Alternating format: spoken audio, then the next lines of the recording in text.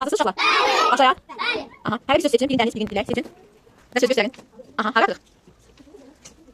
Keçib oturursunuz. Göstərsiniz, səhv edin. Baxın. Aha. Sən də göstər Kənan. Aha. Aha. Aha. Aha, keçirsiniz. Götürürsünüz. Mənə göstərsiniz sözü. Aha.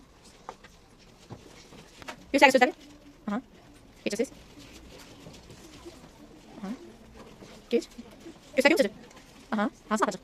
Bilmirəm. Geç. Göstərin sözləri. Aha. Geçin. Aha. Aha, keçə bilərsiniz. Sözləri göstərin. Aha.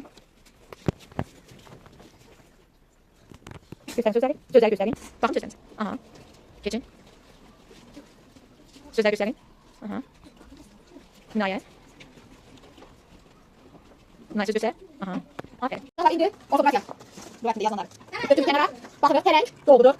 Domino doğrudur. Stadion yanlışdır. Ocaq doğrudur. Tənbəl yanlış atılıb. Faiz doğrudur. Müavin doğrudur. Təəccüb doğrudur. Pələng yanlışdır. Bulut doğrudur. Zanqaq yanlışdır.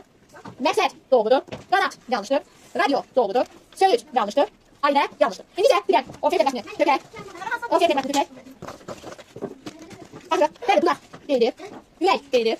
Müəllim deyilir, doğrudur. Məktub yazılır, səhv var. Avtomobil deyilir, bəli. Ağac deyilir, bəli. Məktəb deyilir, bəli. Kapot deyilir, bəli. Saqqal deyilir, bəli. Dairə deyilir, bəli. Zəng deyilir, bəli. İndi baxırıq ki, hansı qrupdan kullanacaqlar. Daha çox alınıb var.